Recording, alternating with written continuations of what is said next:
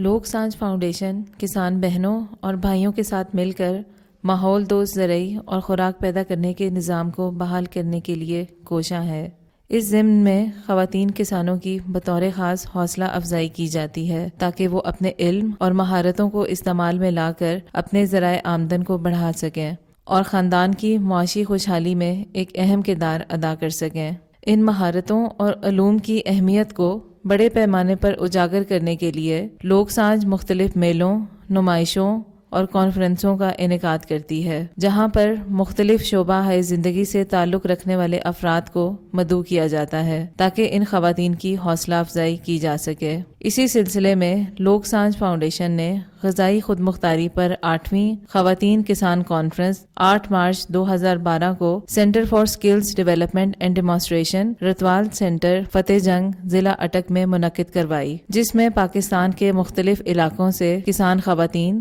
اور معزز مہمانوں نے شرکت کی۔ کانفرنس کا ایک پہلو روایتی کھانوں کا میلہ بھی ہے، جس میں درجنوں مقامی کھانے تیار کیے جاتے ہیں۔ ان روایتی کھانوں کو انتہائی مہارت سے تیار ہوتے دیکھنا نہایت دلچسپ امر تھا۔ اس تقریب میں آئے ہوئے مہمانوں نے سٹالز کا دورہ کیا، مختلف کھانے چکھے اور خواتین کے روایتی علم کی تعریف کی۔ انہوں نے لوک سانج کو مبارکباد پیش کرتے ہوئے کہا کہ گاؤں کی سطح پر پاکستانی ثقافت اور روایتی کھانوں کو اجاگر کرنے کی یہ ایک اچھی کوشش ہے۔ لوک سانج فاؤنڈیشن کے مینیجنگ ڈائریکٹر ڈاکٹر شاہد ضیاء اور مہمانوں نے کہا کہ ہماری ہنرمند کسان خواتین نے اس علاقے سے پیدا ہونے والی خوراک کو ایسے ذائقے دیے ہیں جو ہم نے کبھی چکھے ہی نہیں۔ یہ کھانے ذائقے، معیار اور غذائیت میں 5 اسٹار ہوٹلوں کے کھانے سے بدرجہ بہتر ہیں۔ اس کے بعد معزز مہمانوں نے لوک ہیلتھ سینٹر، دیہی خواتین کے ڈھولک پر روایتی گیت، واٹر پونڈ، کچن گارڈننگ، ادویاتی پودے، مختلف نامیاتی کھادیں،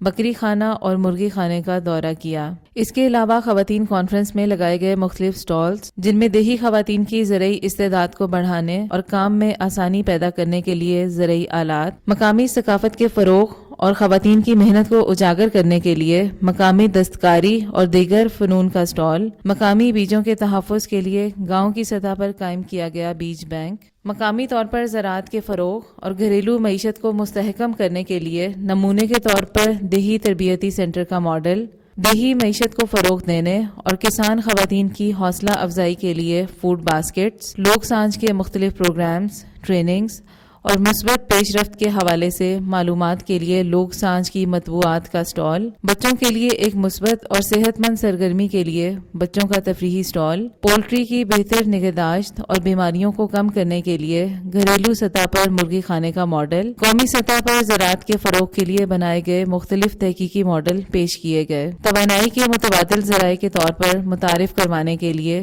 شمسی توانائی سے چلنے والے آلات، مال مویشیوں کی بہتر پرورش اور نگہداشت کے بارے میں مفید معلومات کے لیے Barani life stock production and research institute کے سٹال کو خصوصی جگہ دی گئی تھی۔ کانفرنس کا باقاعدہ آغاز تلاوت قرآن پاک اور نعت رسول مقبول صلی اللہ علیہ وآلہ وسلم سے کیا گیا،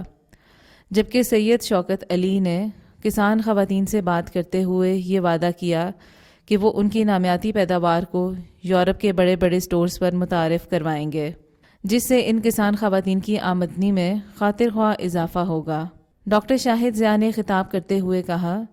کہ جس طرح ایک ماں اپنے بچوں کو اپنے ہاتھ سے زہر نہیں دے سکتی، اسی طرح ہمیں اپنی فصلوں کو زہریلی کھادوں اور ادویات سے بچانا ہوگا اور دیسی طریقہ کاشت کو اپنا کر نامیاتی زراعت کو فروغ دینا ہوگا۔ Rawal Khan Maitla, director general CDA نے خواتین کسانوں سے خطاب کرتے ہوئے وعدہ لیا